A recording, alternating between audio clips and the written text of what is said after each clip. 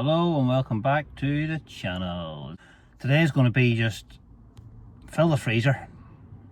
It's coming into winter. I'm not going to go out there much throughout the winter, so I'm going to hopefully get myself a good few pollock here today to fill the old freezer. Going now for a nice coffee and then a nice bit of breakfast, and then we'll head out. It's 7 o'clock in the morning and a fine morning it is. Overcast, flat cam all day. Nice Costa. An essential part of your fishing kit is a nice coffee to get you going. It's time, boys, breakfast time. Big full soda and a toasty for the wife, and then get down to a slip and see what this water's doing. Breakfast time. Here we go. So boys and girls, we've reached the slip and the tide is completely out, which I knew anyway, but that's the beauty of the wee sibs. I'm going to get my breakfast in me here and then we're going to head out. I see there's a couple of other boats already here. They've been here probably from early morning, from when the tide was in, because the big boats need the tide. We see us for a breakfast.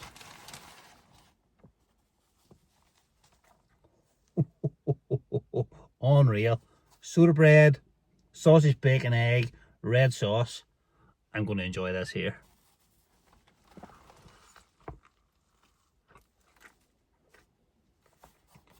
Tell you what, whoo, that's some breakfast. I'm fit for nothing now after eating that. Let's go and get a look at the state of this tide. As you can see, tide's right out, but no problem to the wee home wave. So,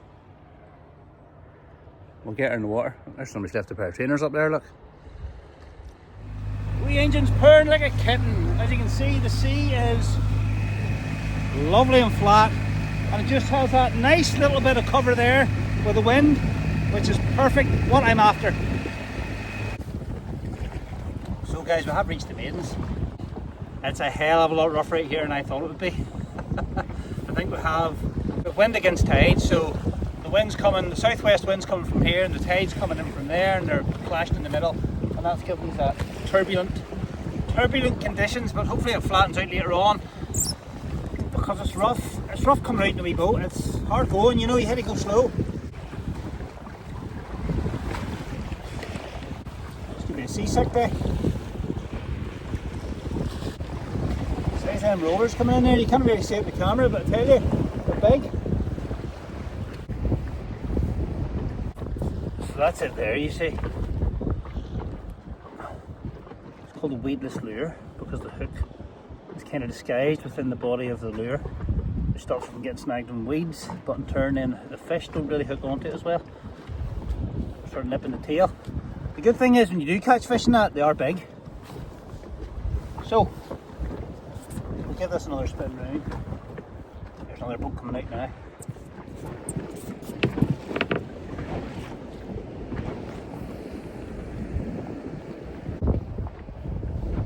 So much for filling the freezer up. Look at that there, isn't that brutal? Unexpected. Southwest wind, low gusts. Should be a flat cam, but it's not. Fish on. Fish on. Fish on. Throw me into the weeds.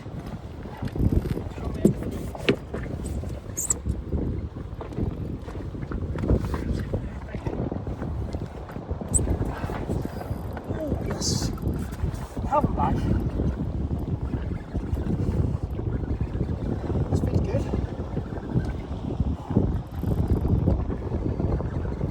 See that? Tiny rod.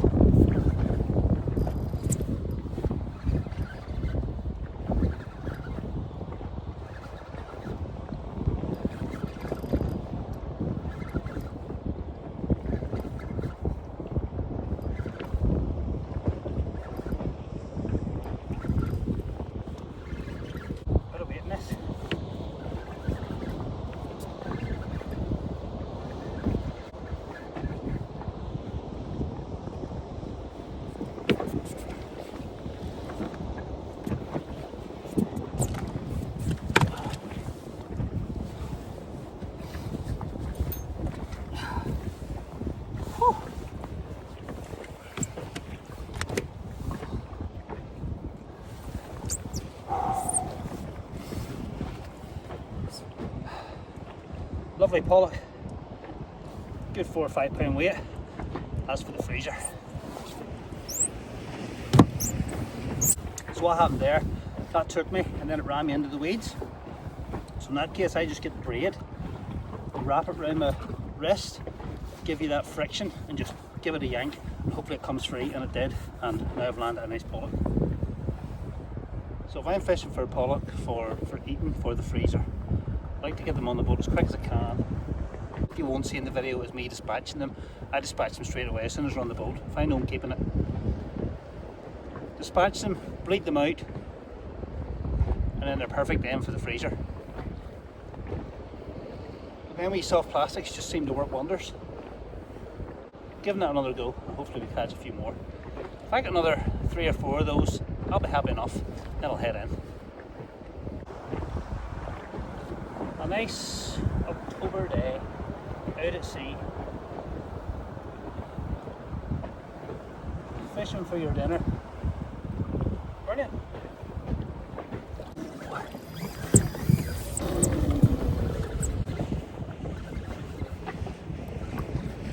That's fishing another nice one.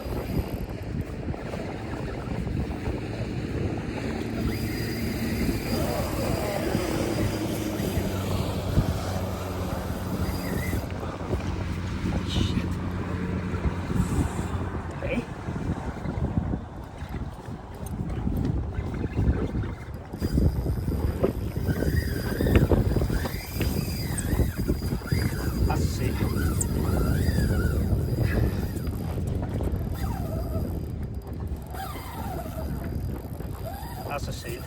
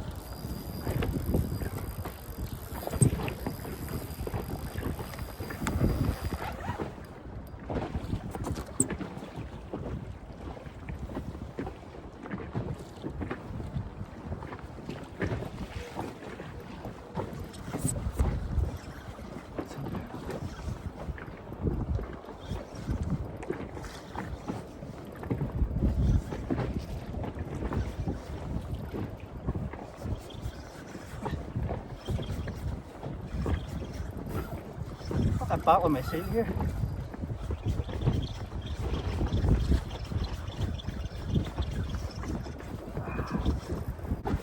Let go of that fish.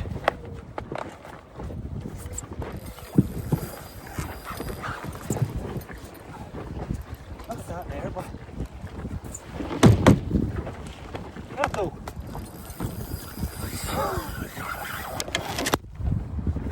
Gone. Out in his mouth, just swimming about with it. Nightmare.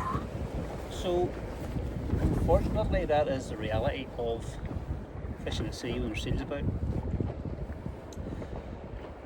You catch the fish, you hook the fish up, the seal sees an easy meal and grabs it. I hate it when it happens. I try to avoid it. I try to avoid it as much as I can. And fish in areas where there are less seals, but you just never know where they are and when they're going to sneak up on you. So I'm going to leave that actually in the video, just to give you an idea of what it is like when you hook one. It can be quite nerve-wracking at times, because obviously you just want the seal to let go of the fish and go about its day. So what can you do? So we've moved around the far side of the island where there are less seals, and hopefully that doesn't happen again. It's unavoidable. If you want to go fishing, that's what you have to deal with.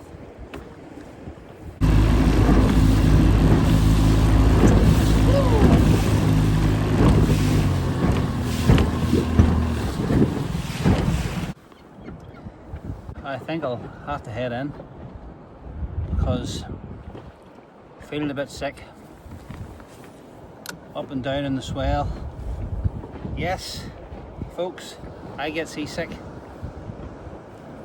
Not all the time, just depends on where the swell is, and I am feeling a bit nauseous here, and it's only going to get worse. Whew.